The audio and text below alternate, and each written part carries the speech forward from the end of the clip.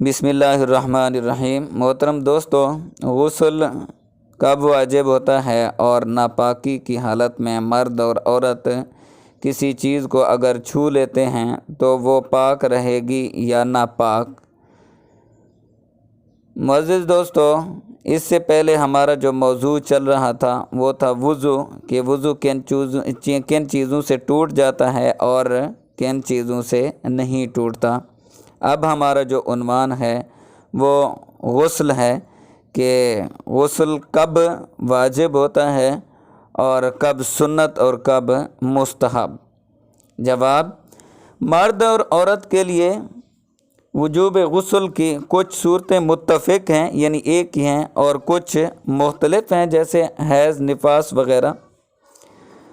تو نمبر 1، بالغ مرد اور عورت جب ہم بستری کریں تو ان پر غسل واجب ہو جاتا ہے، چاہے مادہ منی یعنی پانی نکلے یا نہ نکلے۔ بس میاں بیوی کی شرم گاہیں جب آپس میں مل جائیں، یعنی دخول ہو جائے، انزال ہو یا نہ ہو، تو دونوں پر غسل واجب ہو جاتا ہے۔ ہاں، ایک صورت ہے جو بغیر دخول کے بھی، شرم گاہوں کے دخول کے بنا بھی غسل واجب ہو جاتا ہے۔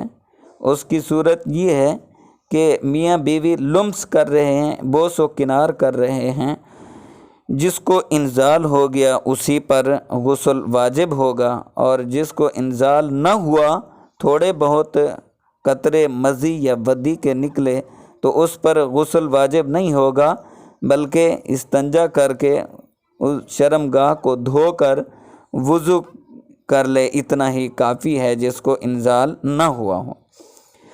نمبر 3، حیض سے فراغت کے بعد عورت پر غسل واجب ہو جاتا ہے۔ اور حیض کسے کہتے ہیں؟ حیض کہتے ہیں کہ عورت کے چند ایک مخصوص ایام ہوتے ہیں ہر مہینے میں، جسے ماہواری کا نام بھی دیا جاتا ہے۔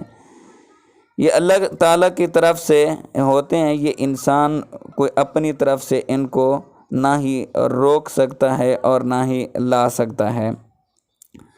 تو یہ ایام ہر عورت کے مختلف ہو سکتے ہیں، مگر زیادہ سے زیادہ اس کی جو ایام کی تعداد لکھی گئی ہے، بتائی گئی ہے، وہ 10 ہیں۔ 10 دن سے زیادہ میں اگر کسی عورت کو خون آتا ہے تو وہ حیض نہیں ہوتا، اس کے بعد نہا کر صاف ستھری ہو کر وہ تمام عبادات کرے گی۔ جو 10 دن سے زائد آنے والا خون ہے وہ بیماری شمار ہوگا، حیض شمار نہیں ہوتا۔ نمبر 4، نفاس کے بعد بھی عورت پر غسل واجب ہو جاتا ہے۔ نفاس کسے کہتے ہیں؟ نفاس کہتے ہیں جب بچہ پیدا ہو، اس کے بعد کچھ نہ کچھ عورت کے رحم سے خون نکلتا ہے۔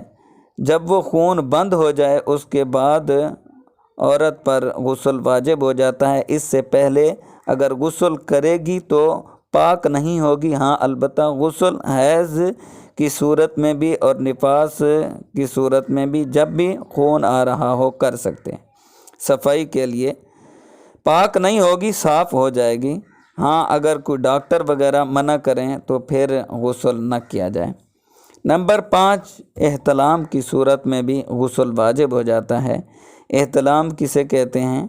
احتلام کہتے ہیں رات کو سوتے ہوئے مرد یا عورت دونوں میں سے کسی کو بھی خواب میں مادہ خارج ہو سکتا ہے۔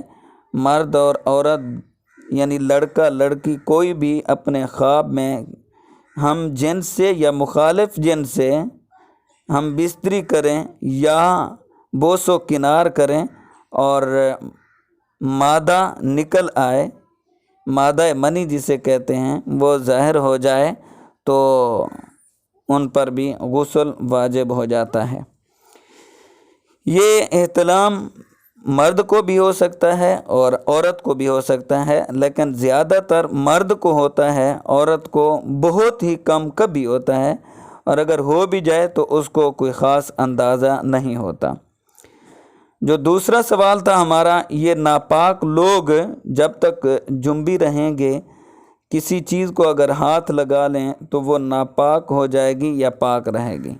محترم دوستو، میں عرض کرتا چلوں کہ جنبی لوگ اگر کسی چیز کو ہاتھ لگاتے ہیں، یعنی جو ناپاک ہیں، چاہے وہ مرد ہو ہے یا عورت ہو، مرد ہم بستری کے بعد اگر کسی چیز کو ہاتھ لگاتا ہے تو وہ ناپاک نہیں ہوتی۔ اسی طرح اگر عورت حالت حیض میں ہے یا ہم بستری کے بعد ہو یا نفاس کی حالت میں ہو، اگر کسی چیز کو ہاتھ لگاتے ہیں تو وہ چیز ناپاک نہیں ہوگی، مگر پاکی میں جلدی کریں، تاخیر نہ کریں۔ شریعت نے جو اجازت دی ہے وہ اگلی نماز تک کے لیے ہے، یعنی ایک نماز ہم نے ادا کر لے، اس کے بعد جو اگلی نماز ہے اس تک اجازت ہے، اس کے بعد گناہ ہوگا۔ اللہ تعالیٰ سے دعا ہے